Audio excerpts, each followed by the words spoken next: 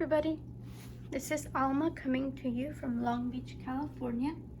Today is Wednesday, January 13th of the year 2021, and today I thought I would do a stitch with me since I wasn't able to do one for you guys last week. And today's project is going to be one of my Tilt and Crafts charts. I have it right here. This is Esmeralda, and this is based on the artwork by Daniel Kordek. This chart is no longer available on their website, unfortunately. I think they took it down maybe 2 or 3 months ago, but I was able to. I think I got it back in November of 2019. If I remember correct. I know that's when I started it, and I feel like I started it almost as soon as I got the chart, because I remember being very excited about it, so that sounds about right. But I thought that today it would be a good project for today, and this is what I have so far. Because not only was Hunchback of Notre Dame the movie of the month for enchanted stitching, but it was also one of the 2 whips that Jessie Marie called for January. So I thought it was really, really interesting. It's just one of those happy coincidences, right? Because the whip go board I had set up since like mid-December, so it was just one of those things that I thought was really interesting. But yeah, so since you know those 2 lined up and both called for Esmeralda, I thought today I would go ahead and talk about Hunchback of Notre Dame, both movie and book. So I hope you don't mind if I fangirl for a little bit over here, because it is my favorite Disney movie, and Hunchback is also one of my favorite novels. So I thought I would go ahead and just talk a little bit about, you know, what I like about each, but also the differences, because there's a lot of them. So go ahead and grab your own crafting, whether you're going to be stitching along with me, or knitting, crocheting. Grab a cup of tea, cup of coffee. I already had my coffee this morning. And yeah. Let me tell you a little bit about Hunchback. The Disney movie. So I'll go ahead and talk about that for a little.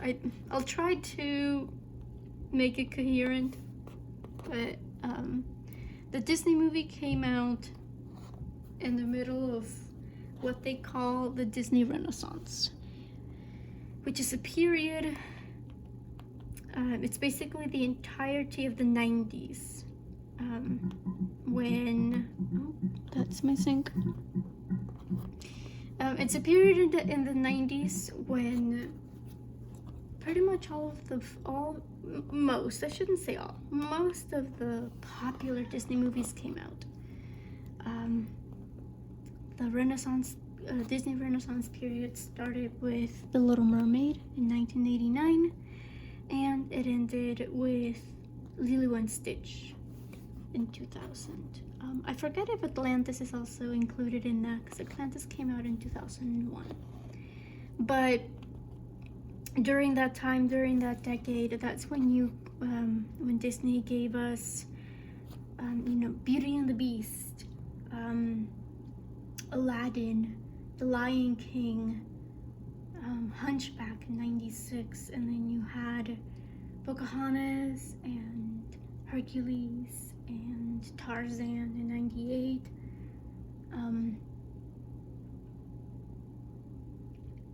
And then yeah, I think the last one was, and obviously there's, you know, a few movies in between, but point being is, you know, you got Jasmine, you got Ariel, you have Belle, like they all came out, all of their movies came out during the 90s.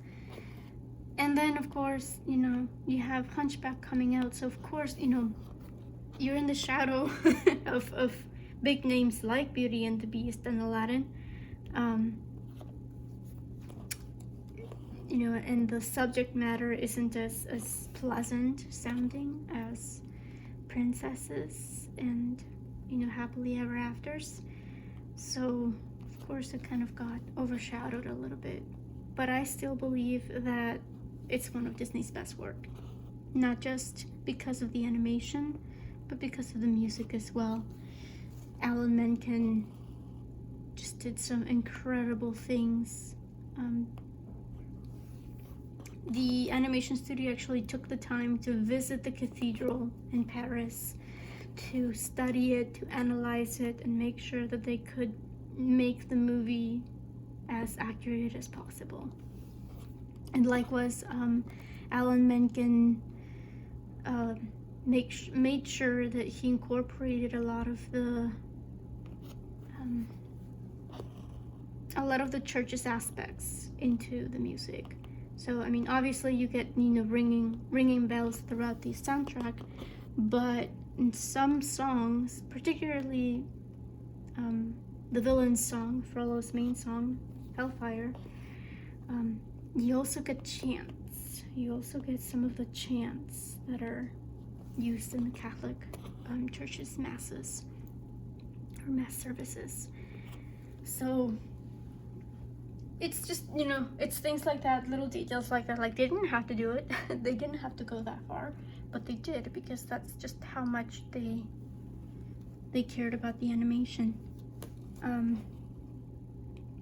And I don't think they've been able to replicate it ever since, in my opinion. A lot of, every movie, and I think what I really appreciate about Disney movies is that every movie has its own aesthetic, right? So, Tarzan also comes to mind because its aesthetic was just so different. It's very, all the greens and the blues, it's all the watercolors almost. They're stunning, they're gorgeous. And for Hunchback, I think it's the same thing. The level of detail in that movie was, I think, something that was never done before. And some aspects were. That movie was the first time that they toyed with,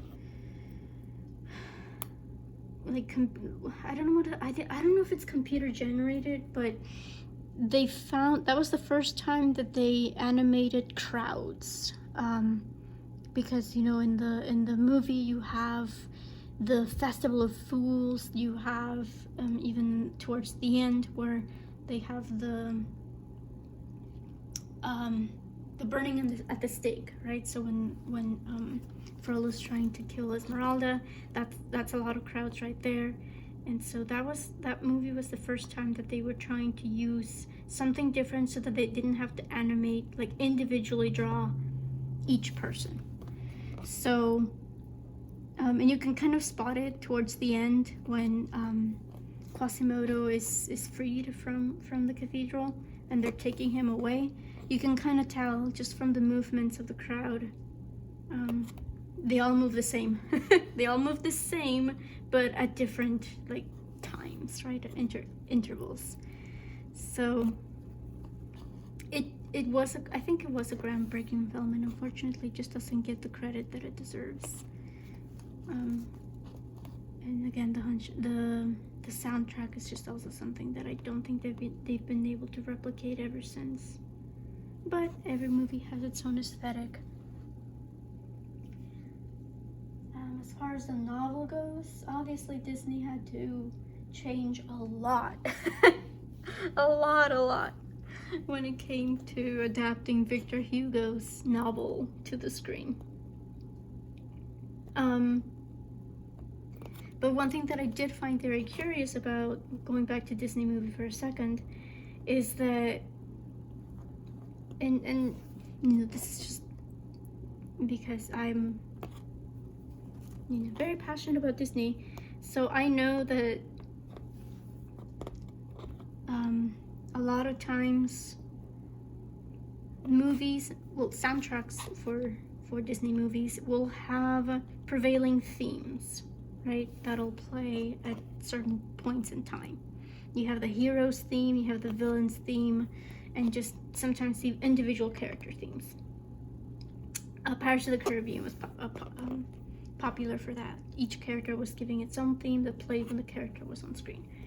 But for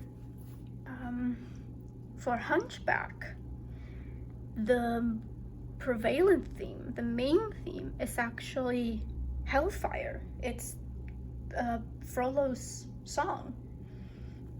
So I thought that was really interesting as well. The first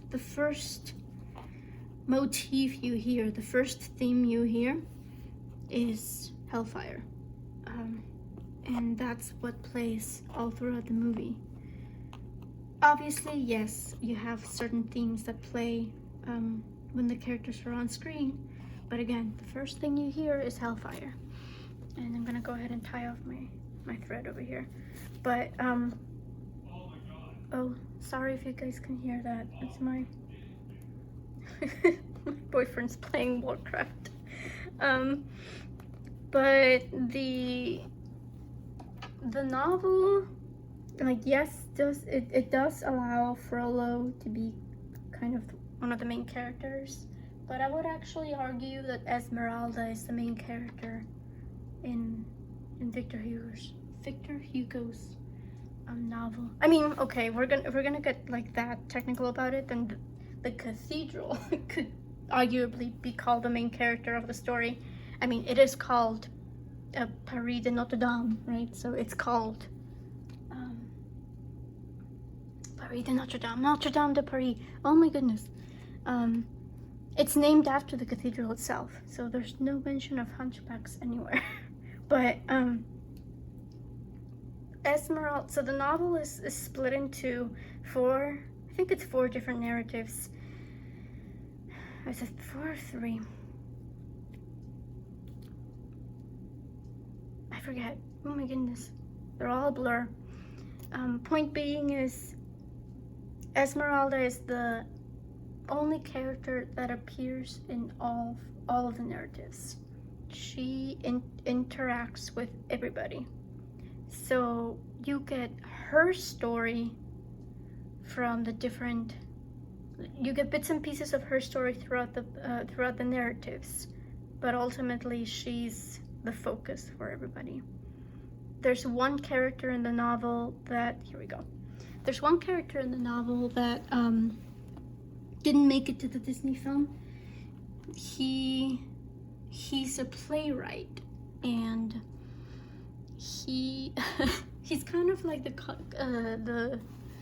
comedic relief of the novel, if there is such a thing as, you know, comedy. And I mean, Victor Hugo is very sarcastic. He does have a sense of humor, but it's not the light-hearted comedy that we're used to, right? But he is actually the first narrative you get in the novel, and he is actually saved by Esmeralda because he sees her at the Festival of Fools. He sees her perform. He kind of falls for her, not to the extent that Frollo does, but when he catches sight of her again, he decides to follow her. And unfortunately, that means follow her into the Court of Miracles, where he's, you know, just like Quasimodo and Phoebus are in the Disney film. This guy is captured by the gypsies, and it's not until Esmeralda vouches for him that he's saved. And she does it more out of compassion, right? Because if she doesn't vouch for him, then he is going to be killed. But when he's following her through the streets, he actually sees how Frollo had gotten Quasimodo to try to kidnap Esmeralda for him. And so when he's following Esmeralda, he tries to stop it. But unfortunately, even in his bravery, I think he stumbles or something. He trips and falls, and he isn't able to stop anything in the end. the one who is able to stop Quasimodo from taking Esmeralda is Captain Phoebus. Enter Captain Phoebus. And in the novel, he's not a good guy. He's a womanizer. He's not a good guy. But he still saves Esmeralda from being taken by Quasimodo. And at this point, like, Frollo's running, right? Because as soon as he sees that it's not gonna go as smoothly as he thought it was gonna go, he runs away so that he's not, he's not involved. He's not tied to the attempted kidnapping of this young girl. In the novel,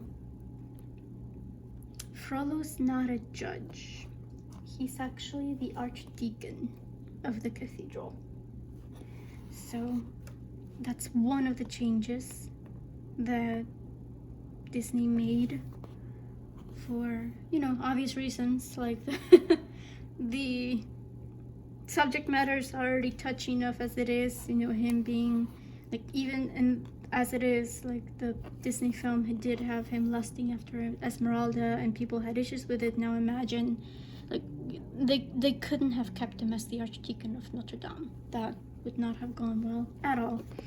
The film probably wouldn't have made it. It probably wouldn't have released. So as Archdeacon, he's actually I'm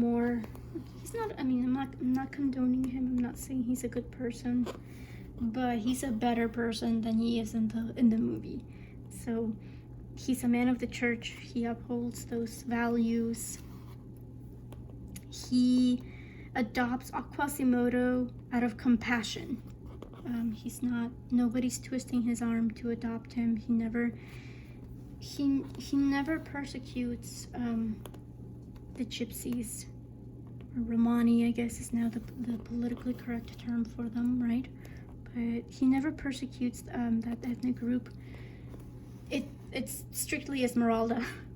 That's the only thing he cares about, and the fact that she still has some tricks up her sleeve, he still believes her a witch. But as for the rest of her people, he understands that they're not people of the church, but he's not actively persecuting them. So again, he's not as evil as Disney made him out to be. He actually had a younger brother in a novel named Johann, who, they're both orphaned, so Frollo has to raise him. He's left with, the charge of raising his younger brother, but he fails, right? His younger brother ends up getting into drink, into women, and he's not a good student, and so when someone abandons Quasimodo at the foot of the cathedral, he takes Quasimodo in. He adopts Quasimodo as his way of redeeming himself and giving himself a second opportunity to raise Quasimodo the way that he was not able to raise his brother Johann. So he genuinely cares for Quasimodo. He still raises him and tries to teach him the ways of the church as well. But one of the main changes that makes sense, that Disney kind of omitted from their own movie, and it makes sense. Being exposed to the ringing bells constantly, the bells eventually blow out his eardrum. So in the movie, he is deaf and mute. So he can't speak, he can't hear. So all that's left for him to communicate with the world is like this sign language that he creates with Frollo, so they can at least communicate. And that's why he's also excluded, right? Is because he really can't communicate with anyone. So he's happily staying in his bell tower. He still sneaks out to the Festival of Fools, but it's not such a big of a deal as it is in in the Disney movie. And in the Festival of Fools, Esmeralda, like you never really find out how he made it to the platform, like in the Disney movie where they're showing off the ugliest faces in Paris. You just, like, the novel kind of just has him there. You never find out how he got there. But Esmeralda does come to his aid when the crowd turns on him and they start mocking him. And so that aspect of the story is there. Quasimodo does fall in love with her because she showed such compassion. But it's not to the extent that the movie shows it. Or, well, I should say the interaction's not as meaningful as it is in the movie. He literally, again, because he can barely talk, so all he says is water, and she gives him water and lets him go. Eventually she does seek out sanctuary in the cathedral, and he does help her, but they don't communicate too much. He tries to communicate with her, but she's a child. She's 15 in the novel, so she's very childish. She's very immature. She's not like in the movie at all, and she never really gives him the opportunity to get close to her. She's literally scared of him, so she doesn't allow him to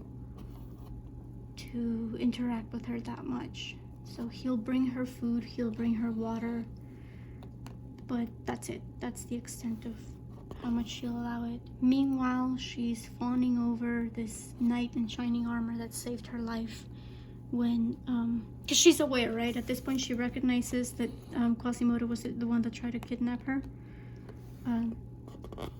So she's avoiding him whilst dreaming about the man who saved her.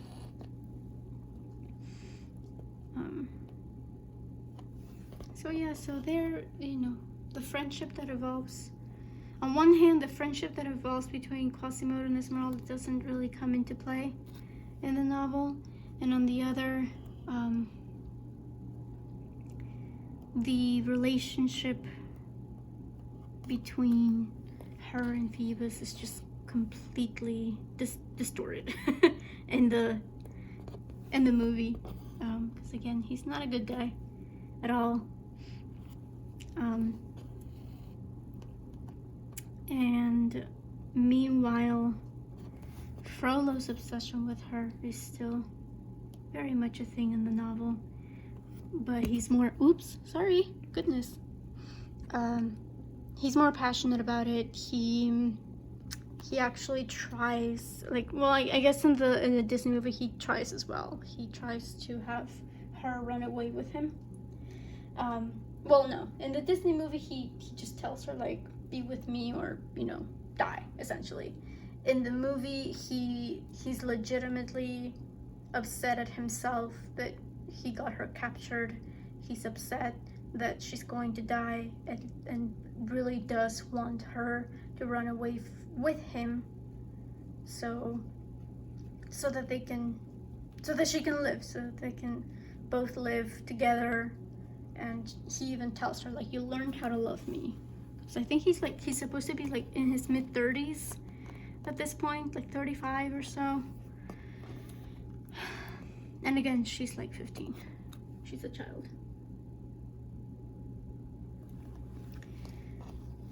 And I forgot where I was going with that.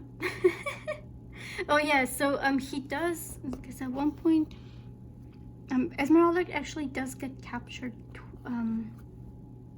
once, and that's when Quasimodo helps her escape.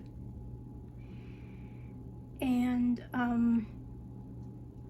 the second time around, because she is captured again, that's when there's no hope. At that point, Quasimodo kind of realizes that, you know, like in the Disney movie, he realizes that she was going to be with Phoebus. So likewise in the novel, he kind of realizes that he can't do anything. No matter how much he tries, he can't do anything for her. Sorry, there was a knot.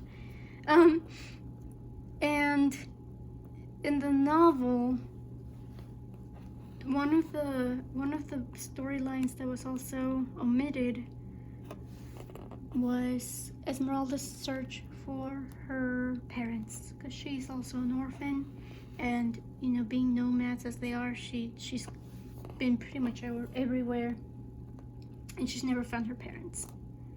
In the novel, she finds her mom. Her mom ends up being this old lady that has been imprisoned forever and ever.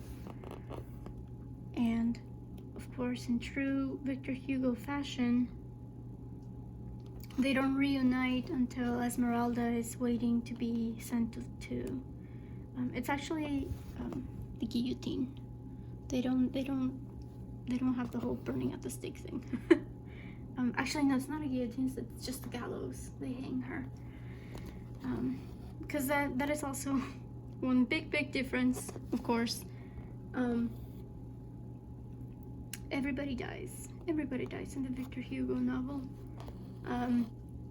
Esmeralda, when she rejects Frollo, because again, Frollo's trying to get her to run away with him, she rejects Frollo,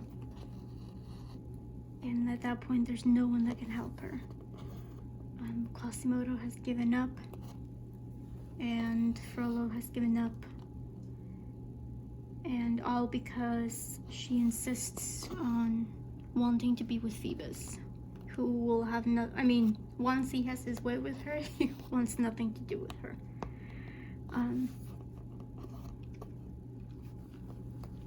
But in the novel, once she reunites with her mom, the mom dies. She's hanged. Again, no one can save her. And Quasimodo's watching this. He's watching everything unfold from the top of his tower.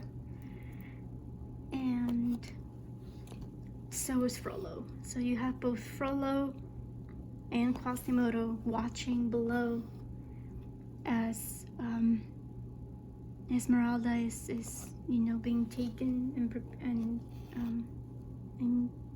you know, being taken to hang. And at one point, when, you know, when the floor gives way, Frollo kind of laughs. He makes this sound that sounds like a laugh, but it's more like a laugh of like disbelief, like he can't believe what he's watching. But Quasimodo takes that as an actual laugh, right? He sees, because he can't hear very well, so he just kind of sees the reaction, and he gets so angry that he actually throws off Frollo from the top of the tower. And then you have Quasimodo looking down, not just at Esmeralda, but also at Frollo. And he's distraught. He ends up going, he's so distraught that he ends up following Esmeralda literally to the grave. The final notes of the novel have Quasimodo, like all you find out is that Quasimodo dies along with Esmeralda, like next to her. Meanwhile, and I think it's one of the best lines of the novel, Victor Hugo says, Captain Phoebus suffered a fate worse than death. He married. Because throughout the entire novel, he's engaged to be married. And so he couldn't escape that. Despite everything that happened in the novel, he still ended up getting married. It's a very grim story, and that's just the storyline. The book also goes into very extensive detail about the history and the architecture of the cathedral herself. The novel was actually, it's given credit, and I don't know how true this is or not, but they give the novel credit for saving the cathedral, because because apparently the cathedral was just going to ruin. It wasn't very well kept, and when the novel came out, it became much more popular, and so people started being more interested in the renovation of the building, and thus the cathedral was saved, at least for a while. It was in constant need of renovations and repairs. And then, of course, you had the fire that happened a couple of years ago. I think it'll be 2 years in April. I'm pretty sure it was April of 2019. And now it needs to be repaired from that as well. But yeah, that was a very brief overview of the novel. Again, lots of changes that needed to be made to adapt it to the Disney film, and even then, it still ended up being a lot more darker than any of the things that Disney had ever done. So that just, but it's a Victor Hugo film, so it's like, that's what we get for trying to adapt the Victor Hugo story. It's like as if Disney would try to do, again, Les Mis. Just try to do Les Mis. You can't avoid talking about people dying, not having happy endings. Again, as it is the whole aspect of Quasimodo joining with society, being accepted in society.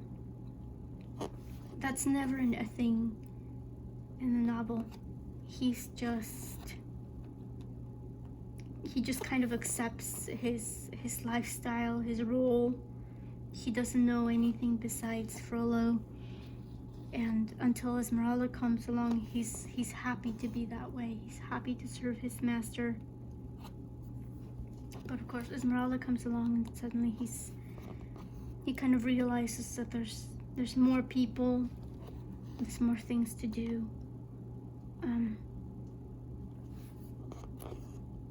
But that's short-lived. And as far as Frollo goes, and they did have to make sure that they didn't make him the archdeacon, they had to make him a judge. So it's not like he was a 100% angel in the novel. He still had some issues. There was a lot of inner turmoil. And again, that was one of the things that I really enjoyed about the novel. I mean, that whole aspect of him, tossing and turning over his duties as an archdeacon versus the feelings that he has for Esmeralda.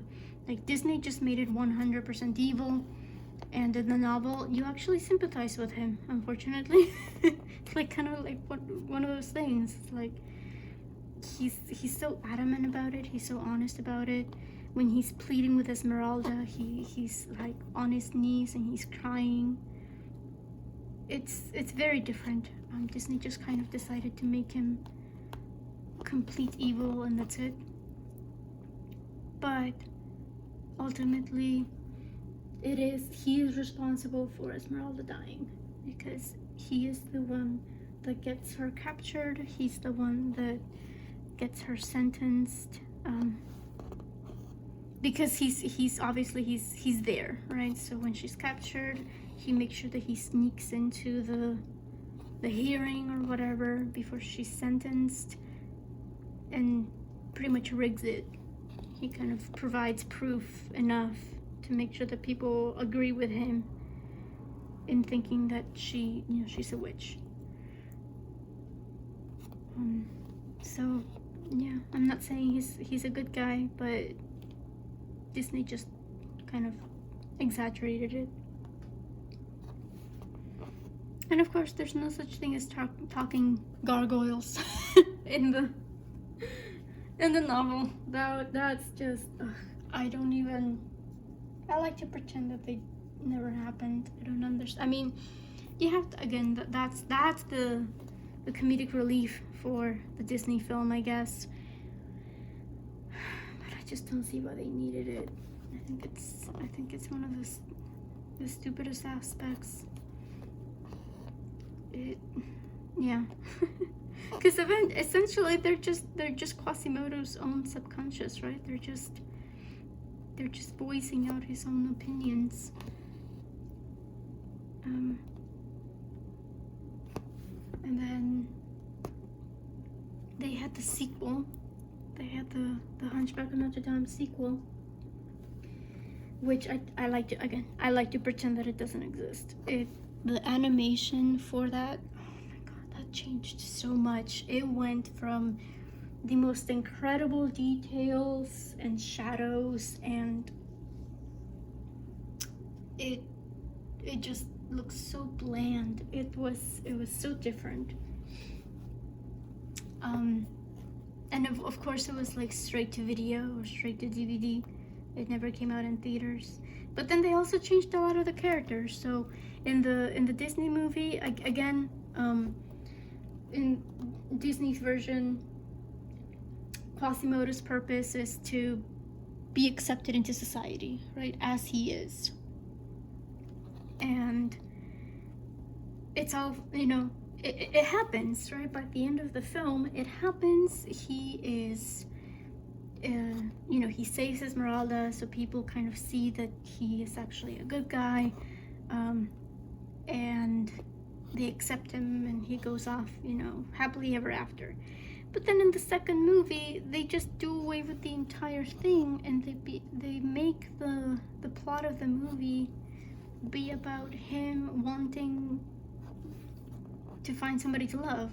So the whole purpose, like in the original movie, he does want to be loved by Esmeralda. You have the song Heaven's Light, right? Him singing about someone that finally wasn't scared of him and kisses him on the cheek and what have you. But ultimately, he overcomes that when he realizes that it's not gonna happen. He overcomes it, and it's like this whole thing, of kind of acceptance, where he's okay being who he is and how he is. He doesn't necessarily need her affection, his affections returned. And then in this movie, it's like, oh, just kidding. I actually do want someone to love because I'm not happy with how I am by myself. So I have issues with the second movie because of how it went from being from the animation, like the quality of the animation kind of dwindling down, and the characters just devolving. Esmeralda goes from being such a powerful, independent character, and in the second movie we find out that she's married to Phoebus, and she's like the doting wife and mother, because they have a child now. She loses all of that fire. She loses all of that spirit that she has in the first movie, and it's just annoying. I did not appreciate that at all from the sequel. So I like to pretend it doesn't exist. Anyways, I am running out of thread, so I think I'll go ahead and just end it here.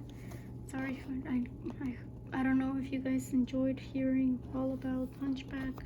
It was probably not the happiest of things to hear about, but I think it's an amazing novel still. I read it once every couple of years, because it's an audio. I do have the novel, but it's also on audiobooks, so I do like to reread it every now and then, and I find something interesting every time. Like at one point I'll appreciate the sarcasm.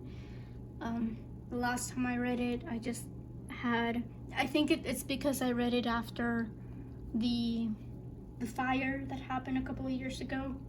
I appreciated the details about the architecture more and about the history. But yeah, it's again, it is one of my favorite novels. Anyways, so here we go. Just tied off my thread. Thank you guys for joining me today. I hope that you guys have a good week, a good productive week. And if you watched my regular FlossTube updates, I think I'll go ahead and do another update on Saturday, since I have still been stitching for the full coverage phonetic bingo. So yeah, I'll go ahead and end this here, and I'll see you guys until then. Take care, guys. Have a good one.